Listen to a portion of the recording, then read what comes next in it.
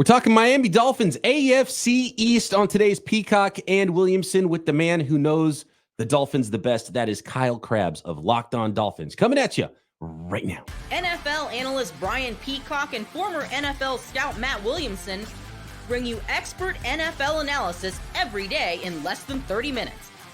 Get an inside look at the NFL on the field and in the front office with elite breakdowns to next-level analysis and in-depth information only for the real NFL fans. This is Peacock and Williamson, and it starts now.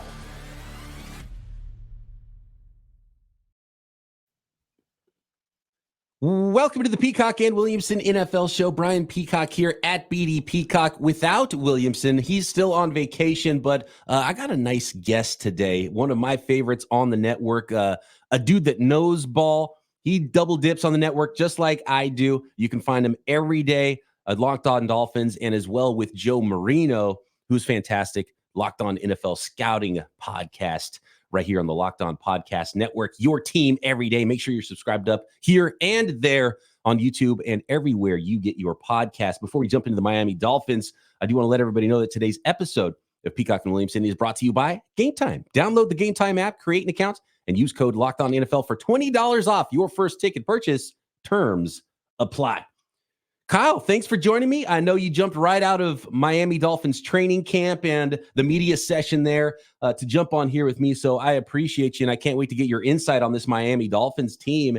And the first thing I want to bring up here is something that I saw from Mike McDaniel about Tua. And it seems like nobody's on the same page with Tua and what to do with him going forward. And words like fluid and day by day were some of the terms that Mike McDaniel's used when talking about the Tua contract situation. Are fans locally as split as sort of the media and onlookers from the outside are with how you should treat Tua in the eliteness and the dollar value of a quarterback like him in that Miami Dolphins offense?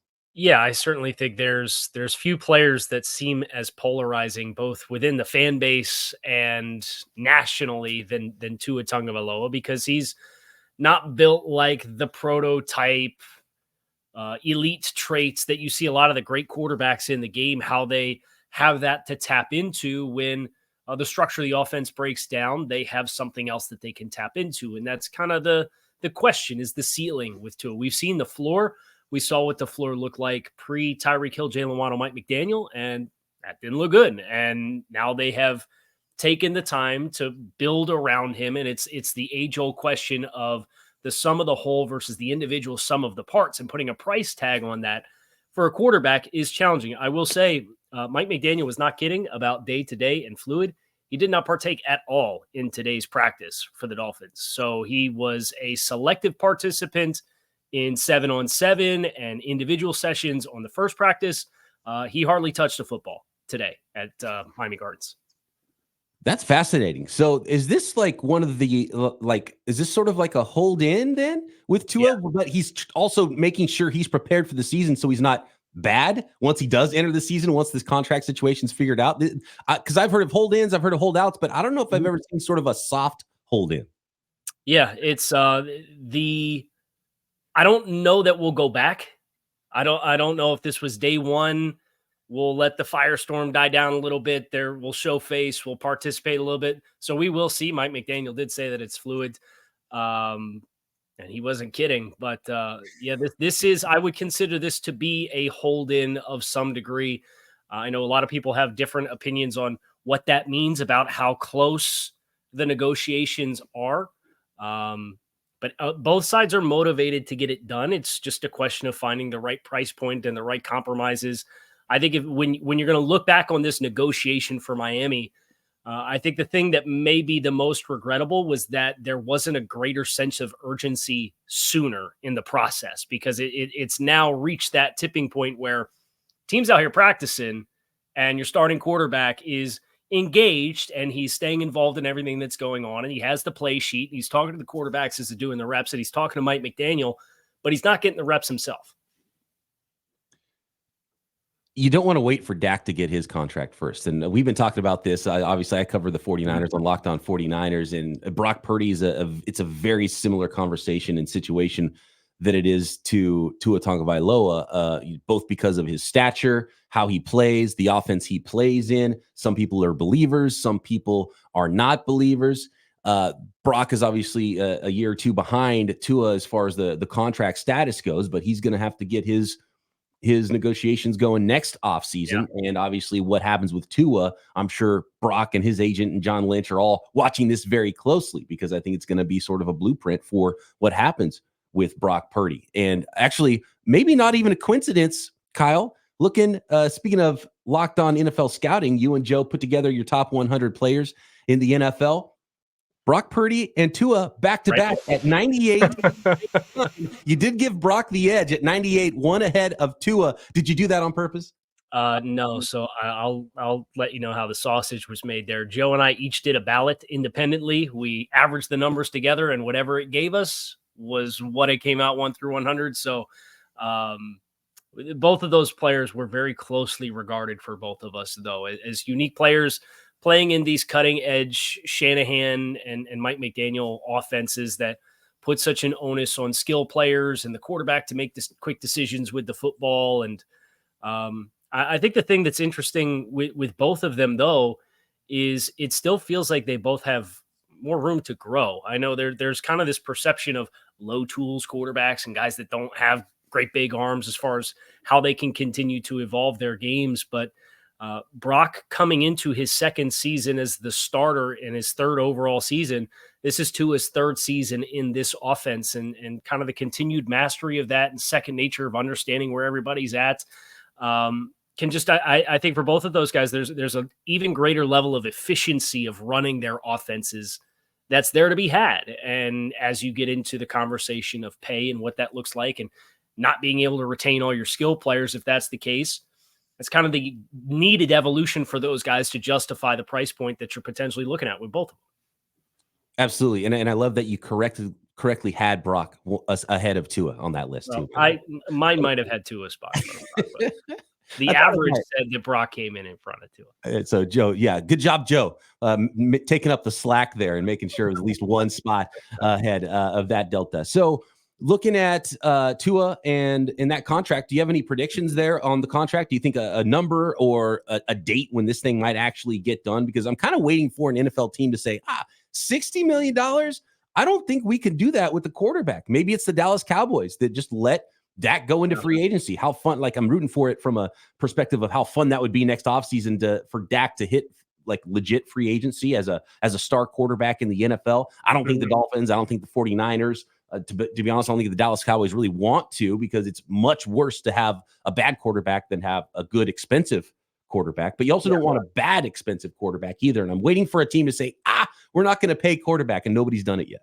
Yeah, I do think this contract does get done. It kind of sounds like they've closed the gap significantly, and that's where I go back to where was the urgency sooner in the process. And I think the fact that Tua has pulled himself as of today back even further from participation, I think that is an indication of adding more leverage and urgency to get that done. As far as when that gets done, I think that's where the third party in all of these storylines comes in. There's the players, there's the teams, and there's the agency.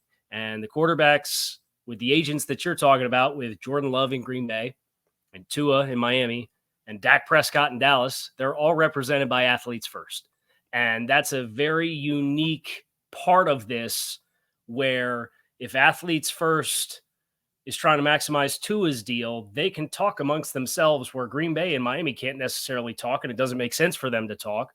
But they know what each player is getting offered, and that's where the leverage and the waiting game, I think Athletes First having so many hands in this process is probably an underrated storyline, as far as who blinks first, who meets all the demands of which player, or which team just says, hey, this is enough, or which player says, hey, this is close enough, let's get this done. I want to get back involved with practicing with my team. So I think that's the part of this that makes it so fascinating for a timeline purpose, is the agents know all the dialogue for all the teams and all the numbers, and if it would benefit us to wait for this guy to sign before us, but a team doesn't want to because they don't want to bet against themselves.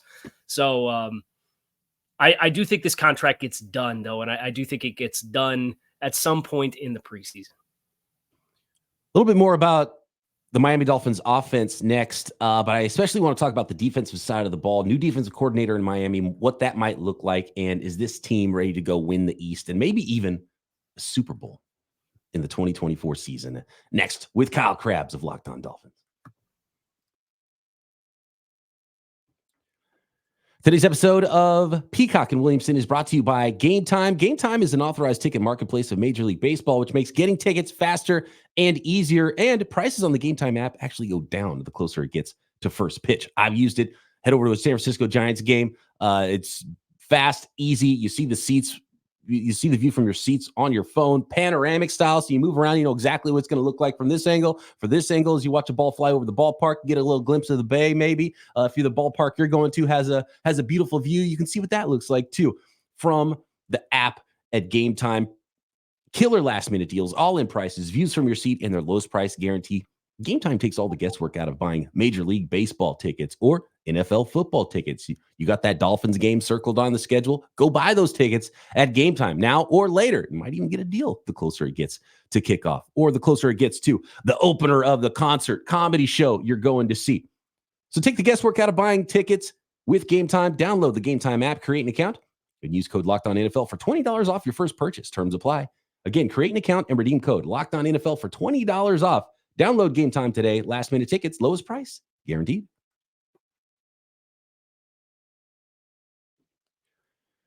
All right, Kyle, what do we expect from Mike McDaniel's offense this year? Is there another level of octane? They added another 4-3 running back in the draft, a guy that I compared to Raheem Mostert pre-draft, and I had hoped the 49ers would maybe sneak in there and get him on day 3.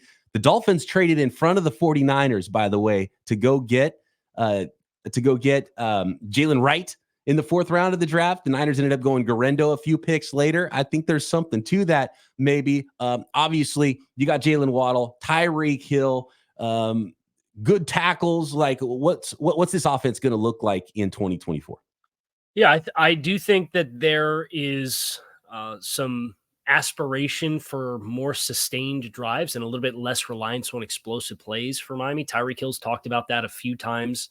But you look at the personnel moves that they made, and Jonnu Smith at tight end is a run-after-catch guy who can catch the ball underneath, and Jalen Wright as a guy at 210, 215 pounds that gives you a little bit of a different element running downhill than I think your other backs. I know Raheem Mostert has good numbers for yards after contact, but a lot of that coming outside the tackles on a lot of those outside zone plays. It certainly feels like they want to have a little bit more toughness in the running game. They want to have more options that they can rely on when they set their game plans.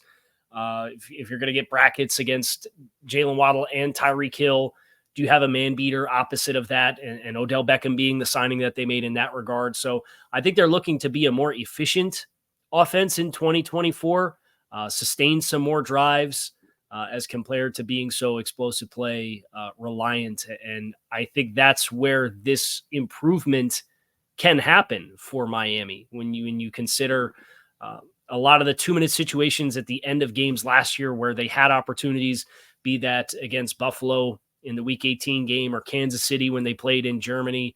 They just kind of came up short in some of those moments. Philadelphia was a very winnable game for them last year where they incurred a couple injuries on the offensive line and had some critical mistakes, and guys like Cedric Wilson couldn't win and separate. And there was a 4th down where the two tried to go back shoulder, and they misfired on that opportunity. So I certainly think the home run hitting and speed ability are going to be the hallmark of this offense still, but they're utilizing the speed to create the space and then strategically attack the space. So they want to get certain coverage shells to know this is going to help us to run the football when we put our receivers out there. Or if we have the speed to the perimeter, we know we want to be able to leverage our formations a certain way so that we can get the edge and set ourselves up to kind of get outside and hit some runs. Or if you're going to catch zone coverage because they've got guys that can lift the roof off of it, that's where Tua Tagovailoa is at his best, is attacking those holes in zone coverage with anticipation and good timing. Kyle, which running back are we drafting in our fantasy leagues? I would probably go Devon Achane. And he was like 7 yards per carry, right? Last year. Whatever. Yeah, I think it was 8 yards per carry on 100 carries last year. It's just an outrageous number. but I think he's the one that has the most opportunity to, on passing downs, be involved in the passing game. Raheem Mostert, Jalen Wright was a really good pass protector at Tennessee. I think there's some overlap between Wright and Mostert as far as those guys kind of fulfilling the same role to kind of keep Raheem healthier later into the season. He's had great years his 2 years in Miami, but he did get banged up and missed some time at the tail end of both of the last two regular seasons. So I think Wright eats into Mostert's role a little bit more than Achane's role. All right, we got to talk defense here. Anthony Weaver, the new defensive coordinator for the Miami Dolphins. How much different is this scheme going to look versus what we saw last year in Miami, and how much better could they be? I love the addition of Chop Robinson. It's sometimes with college pass rushers, the best indicator of how good of a pass rusher they're going to be in the NFL is how many sacks they collect in the college game. And Chop Robinson wasn't great as far as statistics and numbers, but you put on the tape and he is so explosive. And I feel like he was so close a lot of times. And these college offenses are getting so weird and getting the ball out so fast. You don't even have an opportunity, even if you completely destroy the offensive lineman in front of you, to even get there in time to collect a sack. Jalen Phillips on the pup. Bradley Chubb, is he on the pup as well? Are they both hurt coming into the year? So obviously some questions there as far as the pass rush coming together. But I mean, an unbelievable secondary. Jordan Poyer now. Talk to me about this defense, the scheme, what to expect in 2024. Yeah, it's still kind of to be determined as far as Anthony Weaver and what inspirations from his coaching and playing past he's going to draw upon, whether that's Rex Ryan, Wink Martindale. Obviously, this past one with Mike McDonald was kind of the cutting edge defense that everybody's trying to get a piece of right now across the league with all the hires and defensive coordinators and head coaches that came from that coaching staff last year. I do think you're going to see a more aggressive system. Last year, Miami liked to rush four. Vic Fangio was in the introductory phase last year, said, I'm going to blitz because I want to blitz, not because I have to blitz. They didn't like to blitz. They like to rely on their front four. They had a lot of good organic pressure, and those guys will be back at some point. That gets exciting what that can look like for when you have organic pressure guys coming off the edge and maybe being unblocked because they're running simulated pressures and eating up offensive linemen with a guy that's not really coming. He's going to drop out. And so a lot more in the way of disguise. That was one of the universal bits of feedback that players gave Mike McDaniel in the exit interviews last year was the defense felt like they could have been better if they were allowed to be less rigid, particularly on the back end. And Jalen Ramsey came back and had a great impact in the first game against the New England Patriots. And then teams kind of said, hey, we got Jalen Ramsey over here, but we got a second-year UDFA corner and Kader Kohu in the nickel, and we got Eli Apple half the time if it's not Xavier Howard on the other side. We're just not going to throw over here. And we're going to throw at those guys a whole bunch. And it really eliminated Jalen Ramsey. So between Ramsey, Kendall Fuller is the new addition this year in the secondary. He's a guy who could play inside and outside. Javon Holland is a very versatile player. Kind of the expectation. You've seen some glimpses of it early in camp already. They're lining up a lot of different spots, and there's a lot of guys who are getting up in the line of scrimmage to force offensive linemen to have to honor their threat of potentially coming, whether they actually do or not. Is the plan for Ramsey to travel with the opposing best guy, to move around nickel outside, or to stay more outside corner? I would expect you'll have some weeks where he's matched up one-on-one if the game plan calls for more man. I'd expect to see him kind of back in that star role that he had with the Rams before getting traded over to Miami the previous two seasons and living near the line of scrimmage and inside quite a bit as well. You think about the Baltimore defense last year and Kyle Hamilton. I think Jalen Ramsey can do some of the same things. He's not as big and physical, but a guy who can fit the run and can pressure. He showed that in his time in LA as he kind of evolved his career from what he was in Jacksonville as a premier outside corner, right? So I think he'll probably play about half his snaps inside as they try to find the most ways to get him as close to the ball as often as possible. All right, last one here for you, Kyle. Appreciate the time jumping on Peacock and Williamson with us today and dropping some knowledge on the Dolphins. Overall AFC East outlook, do you have some predictions? Is this the Dolphins' year? I think it's kind of catching Buffalo at a retooling period. They obviously have one of the best quarterbacks in the NFL, Aaron Rodgers. We might get to actually see what that looks like with the New York Jets this year. I think it's pretty easy to, with either a veteran stopgap or a rookie, playing quarterback for the New England Patriots in a rebuild to put them fourth. Where do you see the Dolphins finishing in this division in 2024? I think they have a chance to be right up there at the top. I think they need to exercise their demons with Buffalo. Buffalo's had a ton of recent success against them. Miami's only won a handful of matchups in the last several years. So if they can take care of one of those head-to-heads and they draw them at home on a short week in week 2, so that's kind of a great opportunity for Miami to address one of those narratives around the team the last few years and do so early in the season. If they can find a way to wrestle a head-to-head win against Buffalo, I think they have a very good chance to win the AFC East and potentially get themselves a home playoff game at that stage, which I think they would likely take given what they had to play in with the elements last year when they went to Arrowhead and it was minus 30 degrees outside. All right, you heard it here first. 49ers, Dolphins, Super Bowl. Get ready for it. Get pumped for it. Speaking of fluids, make sure you get yourself full of fluids, Kyle, in the humidity and the heat covering Miami Dolphins camp. Appreciate you jumping on with me here. Everybody, make sure you follow Kyle at Grinding the Tape. And, of course, subscribe to Locked On Dolphins, covering the Dolphins every single day. And him and Joe Marino doing Locked On NFL Scouting every day right here on the Locked On Podcast Network. Always a pleasure, Kyle. Appreciate you. Thanks, Brian. Fantastic stuff from Kyle Krabs, as always. You got to follow him.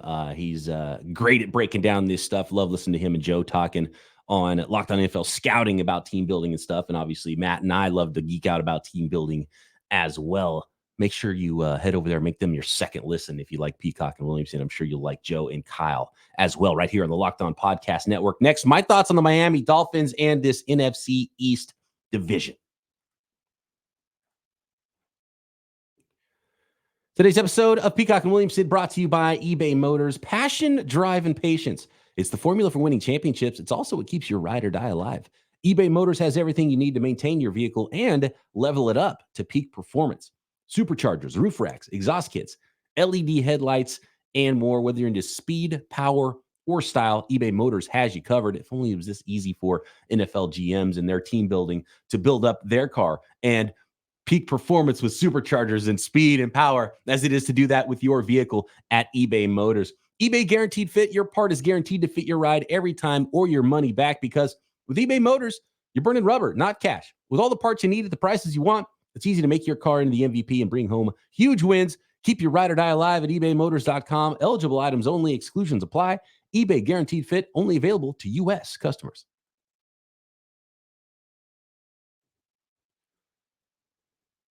Some injuries already starting the season for the Miami Dolphins. And, there's always some questions with Tua. You got to believe they're going to get that done. And even if they can't get it done, Tua's going to come back and play, right? It's just going to hurt his camp, basically, which the Miami Dolphins don't want to do, which is why I think they'll end up caving, at least getting a little closer to his number and getting this deal done before the season starts, because it's only going to cost more if they have the kind of season that you think they're going to have in Miami with that offense. Adding Odell Beckham to the mix at wide receiver that we didn't even talk about to go with Tyreek Hill and Jalen Waddle.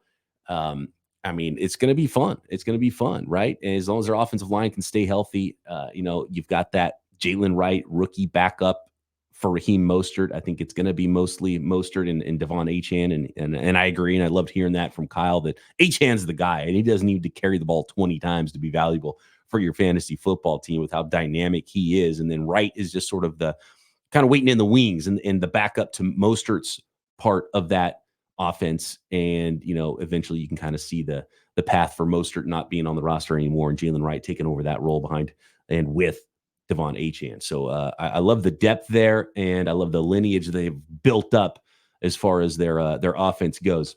And then on defense, it's similar with the pass rushers, and it's so important. And they go 4 deep at pass rush, even with Jalen Phillips and Bradley Chubb on the PUP list to start camp. Even if they don't come back, you got Emmanuel Ogbah, you got Chop Robinson, the first rounder. Talked about how dynamic he is. And then when Phillips and Chubb are back, now you go 4 deep. You can do those race car packages, the turbo packages, whatever Anthony Weaver calls it, and you can throw 4 defensive ends out there and rush the passer. Calais Campbell is a great player, but there's certain third downs where I'm sure that, he won't even be on the field. And Seiler and Terry Tart and Benito Jones and, Neville Gallimore and all the bigger defensive linemen they have in that odd front, man, you can really throw out some dynamic pass rushers. Chop Robinson could move around and maybe kind of rush from an off ball position too and be a fifth rusher blitzing. And he can, his get off, he can get on the quarterback in the blink of an eye if there's a gap there. So I love what they'll be able to do from a pass rush perspective, especially when they get everyone back. Might be a little touch and go until Chubb and Phillips are ready to play. But then that depth in the secondary as well. And look, Mike McDaniel knows that it's a cheat code, and the middle of the field is where teams are winning, and they're lining up their best receivers in the middle of the field and in the slot, and they might have the most guys capable of covering the nickel in the middle of the field of any team in the NFL. With Poyer at safety, they brought in Marcus May as well at safety. Javon Holland can be a safety. He could also play nickel with Jalen Ramsey on the outside and Fuller on the outside. Ramsey and Fuller could move around and play in the nickel as well. So you got 3 or 4 guys that are pretty darn good nickels. And so the middle of the field is absolutely covered there. And if you get that rush from the outside and speed up the opposing quarterback's clock, I like it. And I think as far as just total team depth, it's right there with the New York Jets in that division. The question is, where is Aaron Rodgers at this point in his career? Because it's been a couple of years, right? It didn't end great with the Green Bay Packers, and then he has a torn Achilles, and he's 40 years old. There is some question to whether Aaron Rodgers is going to play at that, not even, MVP Hall of Fame level, but, where exactly is he as a quarterback? Because we haven't seen that Aaron Rodgers in multiple seasons. So I still think it's probably in there somewhere, and even sub MVP level Aaron Rodgers is still pretty good and a heck of a lot better than anything else the New York Jets have had at quarterback for the last few years. So it's going to be fascinating stuff there in this division with those two teams. And, can Miami go up to the cold in Buffalo and win some football games late in the season, right? That's always the big question with the Miami Dolphins, cold weather games, late season games. What can they do in the playoffs? But no doubt they're going to be there. I love this Miami Dolphins team and how Chris Greer and Mike McDaniel have put things together there for the Dolphins. Phenomenal. And if that Anthony Weaver defense is as good as I think it's going to be, they've got playmakers on all levels. It's going to be a fun team to watch, and they're going to be right there. And I would probably put Buffalo third in that division behind the Jets and the Dolphins. And right now I'm probably a little bit more bullish on the Dolphins than the Jets just because the Rodgers things. If you tell me Rodgers is good, then I'm going to put the Jets one, and their defense is good, and they've got talent everywhere. If there's weirdness at all with Rodgers or more injuries pop up with him, give me the Miami Dolphins in that division. And I'm a big believer in Mike McDaniel. The dude is just smart. He knows how to get advantages from his team. And there's going to be stuff that we don't even know to talk about right now that we're going to see from this team this season. Be like, oh my God, look what Mike McDaniel's doing here. Look at the advantage he's creating here. And then he's got 4-3 speed upon 4-3 speed upon 4. How many 4-3 guys on offense for? And then you throw in Odell Beckham as the number 3 wide receiver, right? Hill, Waddle, Mostert, Achane, Wright. Malik Washington, they stole him in the 6th round of the draft. How did the league let the Miami Dolphins get Malik Washington in the 6th round?